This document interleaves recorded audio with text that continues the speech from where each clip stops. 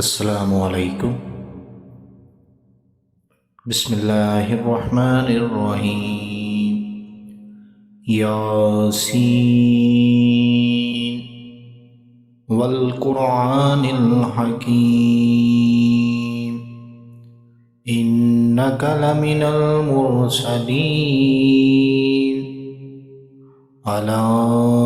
صراط مستقيم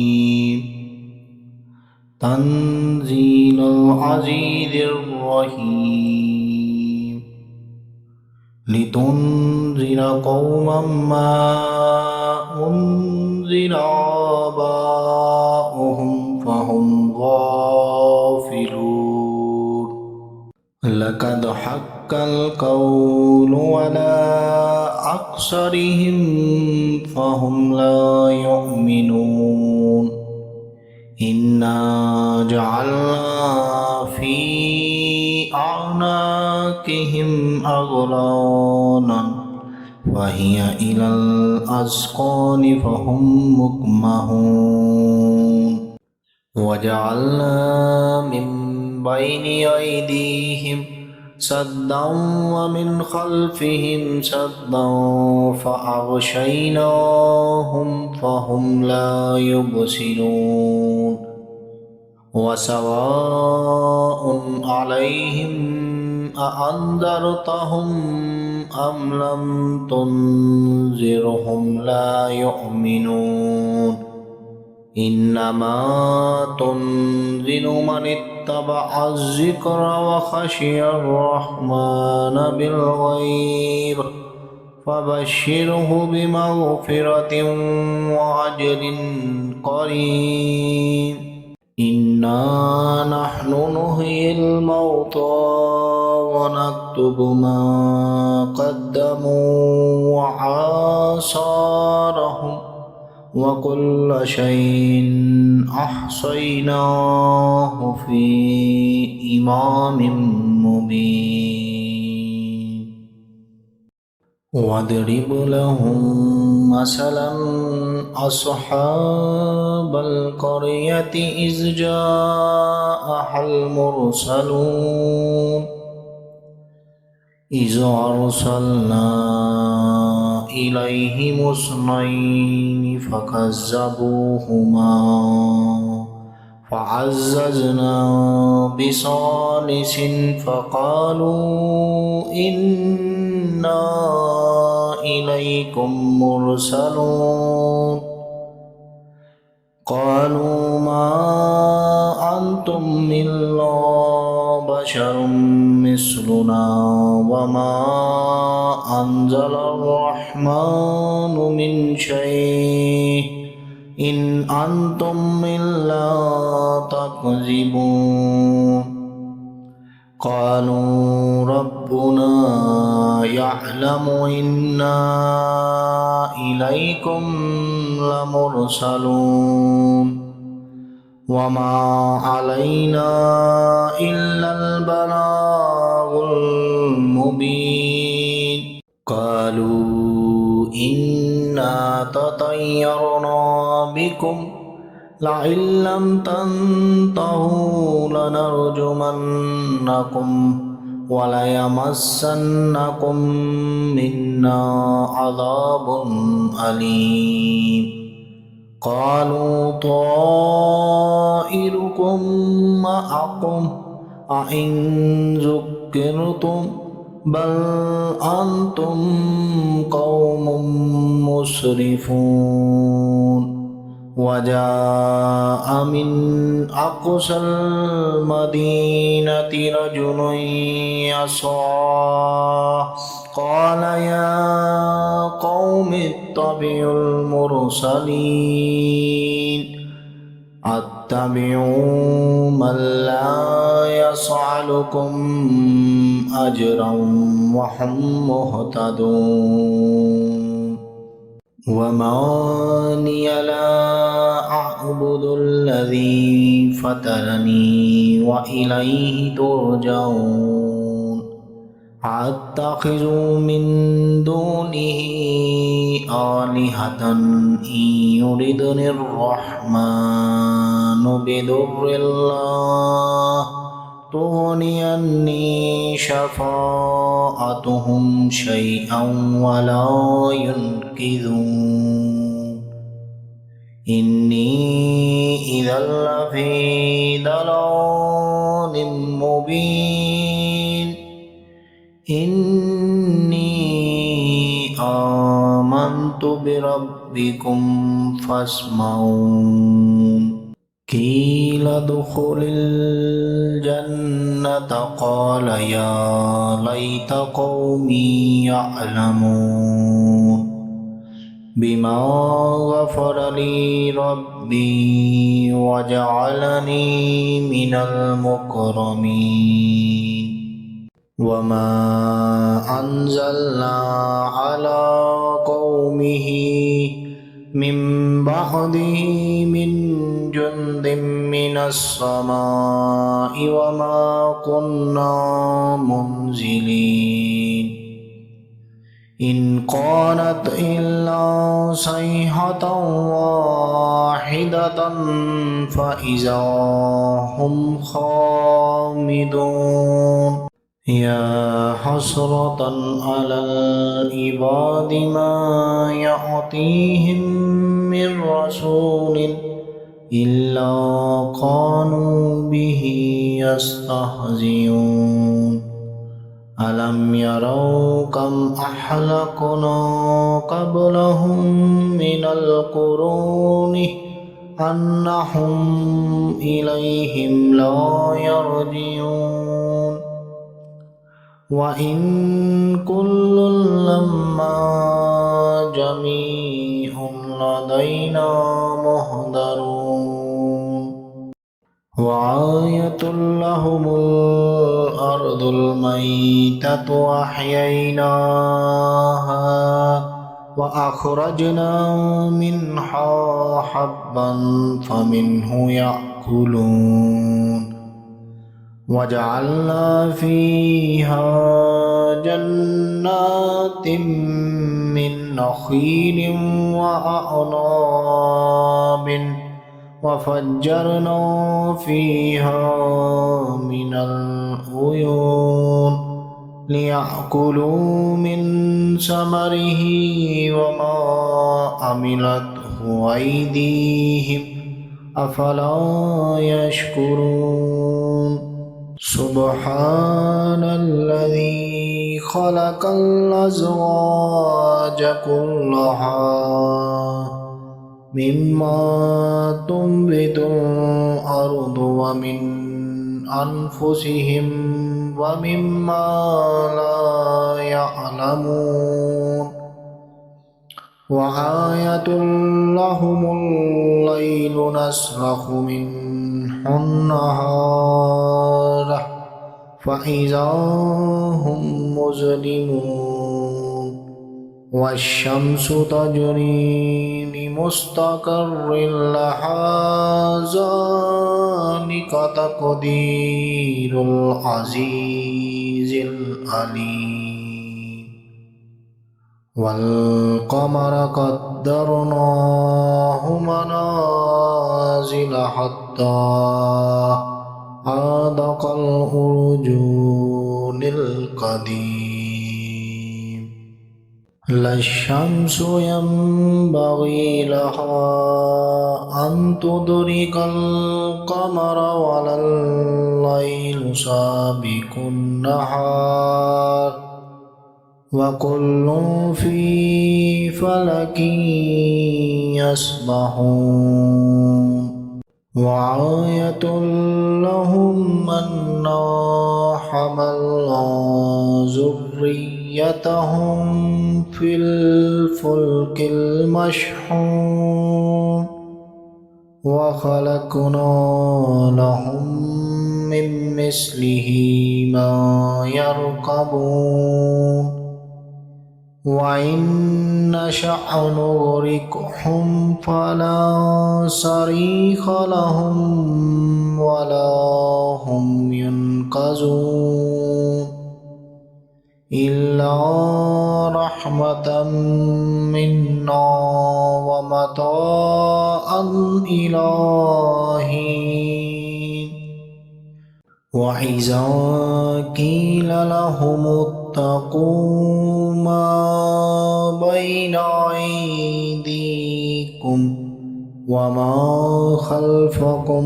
لعلكم ترحمون وما تأتيهم من آية من آيات ربهم إلا كانوا عنها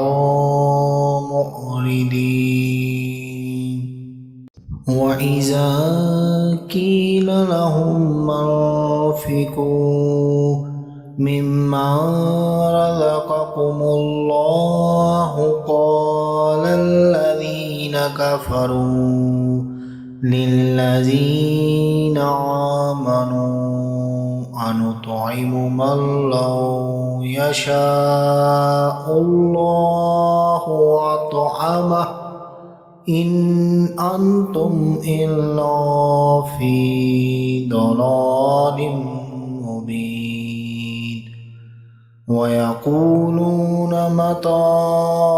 هذا الوعد إن كنتم صادقين ما ينظرون إلا صيحة واحدة تأخذهم وهم يخصمون فلا يستطيعون توصية ولا إلى أهلهم يرجعون ونفخ في الصور فإذا هم من الأجداث إلى ربهم ينسلون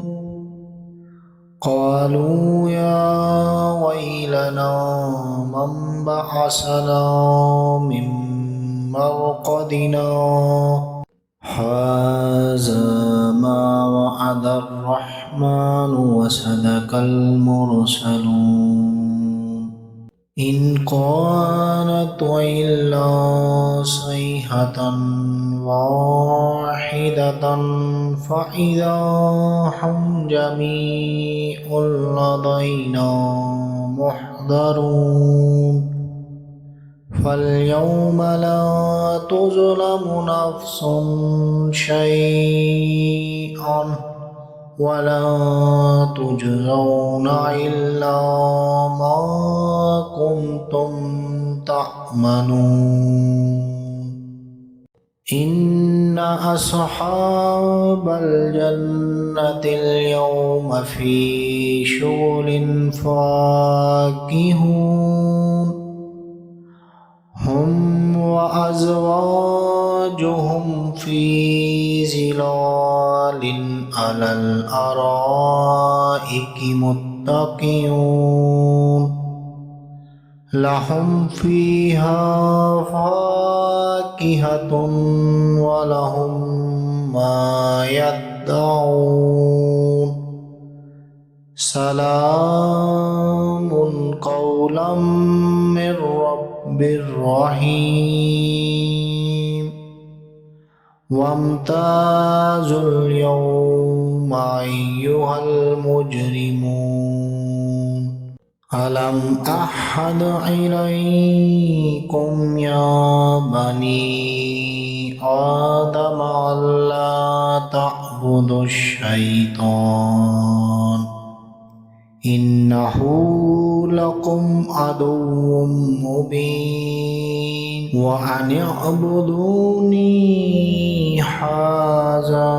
صراط مستقيم ولقد أضل منكم جبلا كثيرا أفلم تكونوا تعقلون هذه جهنم التي كنتم توعدون اصلوها اليوم بما كنتم تكفرون اليوم نختم على أفواههم وتكلمنا أيديهم وتشهد أرجلهم بما كانوا يكسبون ولو نشاء لطمسنا على أعينهم فاستبقوا الصراط فأنى يبصرون ولو نشاء لمسخناهم على مكانتهم فما استطاعوا مضيا ولا يرجعون ومن نعمره ننكسه في الخلق أفلا يعقلون وما علمناه الشعر وما ينبغي له إن هو إلا ذكر وقرآن مبين لينذر من كان حيا ويحق القول على الكافرين أولم يروا أنا خلقنا لهم مما عملت أيدينا أنعاما فهم لها مالكون وذللناها لهم فمنها ركوبهم ومنها يأكلون ولهم فيها منافع ومشارب أفلا يشكرون واتخذوا من دون الله آلهة لعلهم ينصرون لا يستطيعون نصرهم وهم لهم جند مهضرون فلا يحزنك قولهم إنا نعلم ما يسرون وما يعلنون أولم ير الإنسان أنا خلقناه من نطفة فإذا هو خصيم مبين وضرب لنا مثلا ونسي خلقه قال من يحيي العظام وهي رميم قل يحييها الذي أنشأها أول مرة وهو بكل خلق عليم الذي جعل لكم من الشجر الأخضر نارا فإذا أنتم منه توقدون أوليس الذي خلق السماوات والأرض بقادر على أن يخلق مثلهم بلى وهو الخلاق العليم إنما أمره أراد شيئا أن يقول له كن فيكون فسبحان الذي بيده ملكوت كل شيء وإليه ترجعون.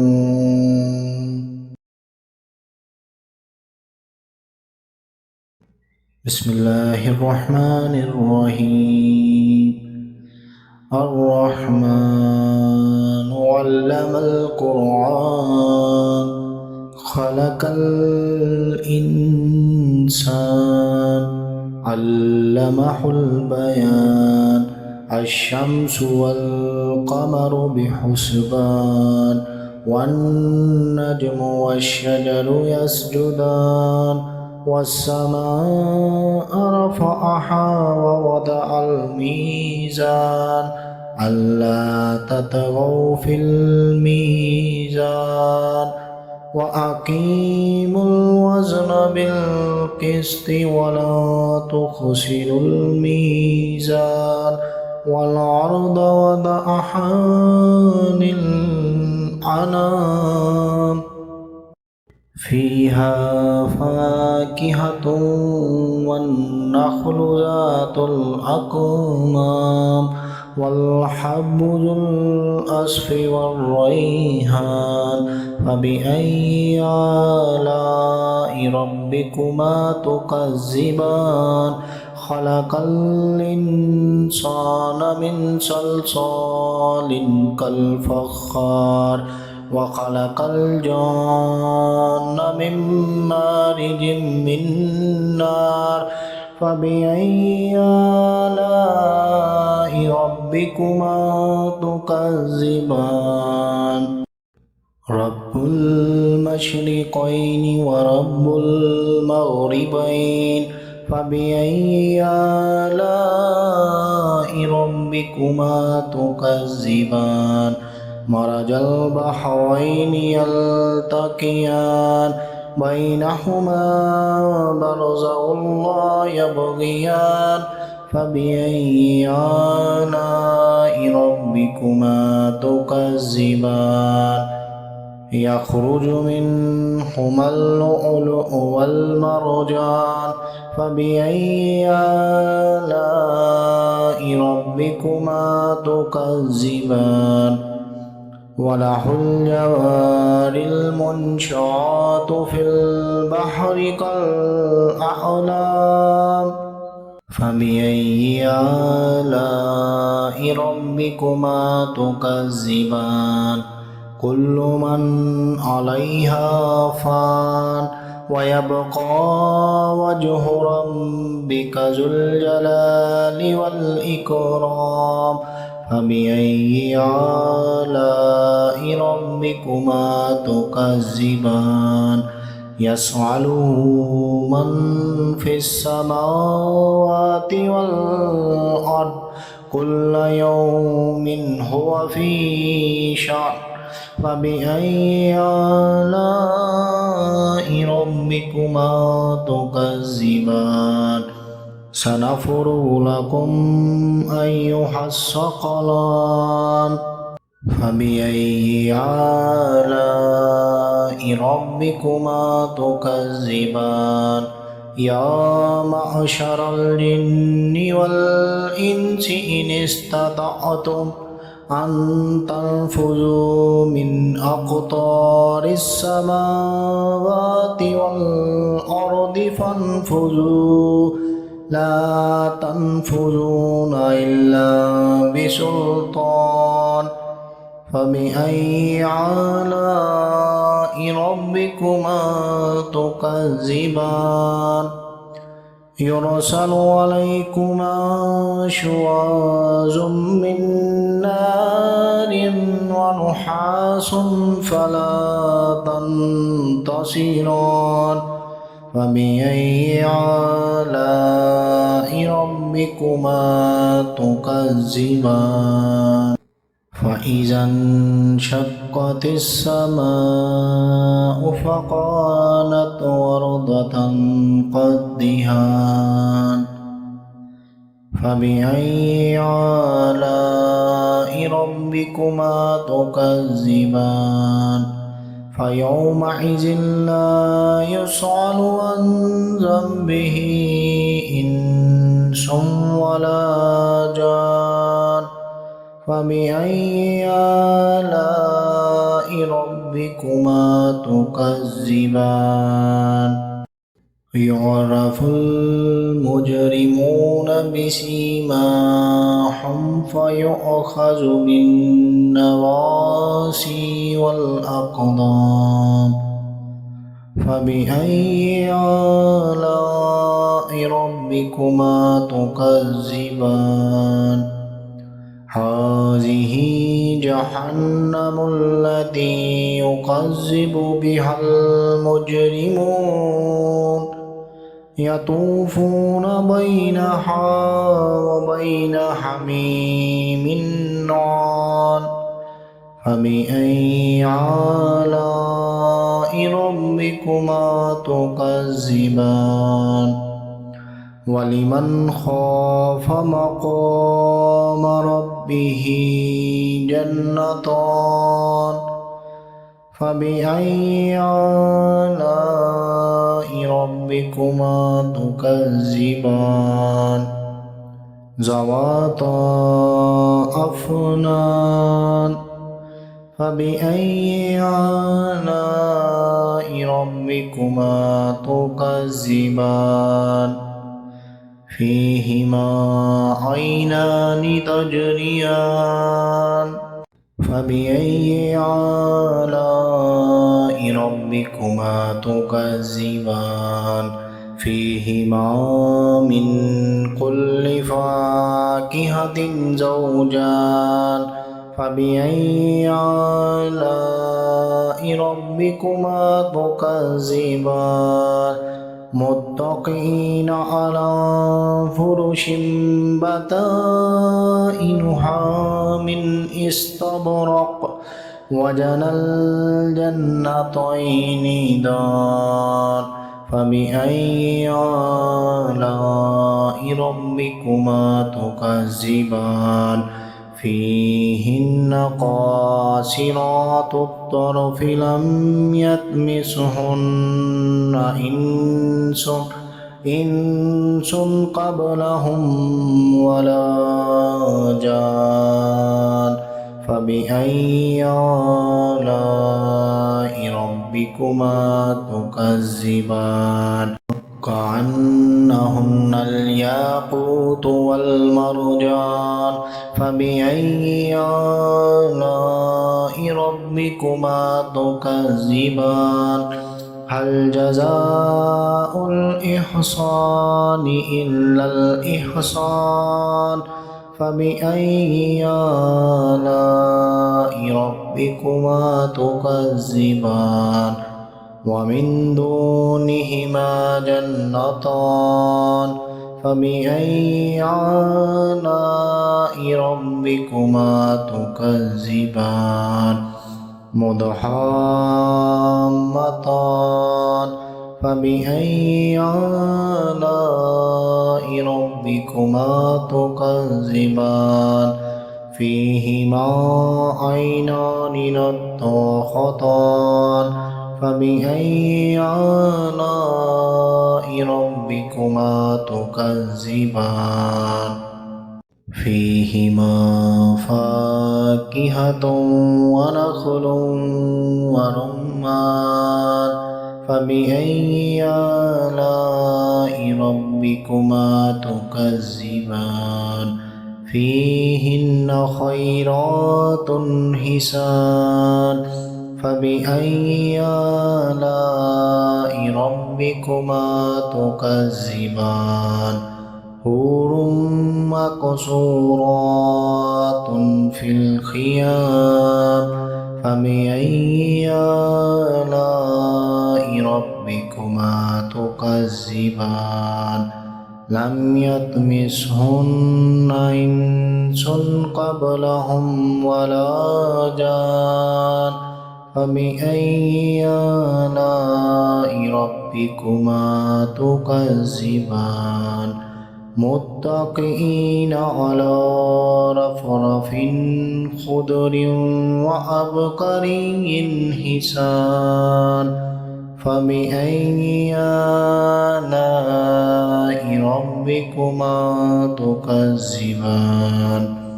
تبارك اسم ربك ذي الجلال والإكرام.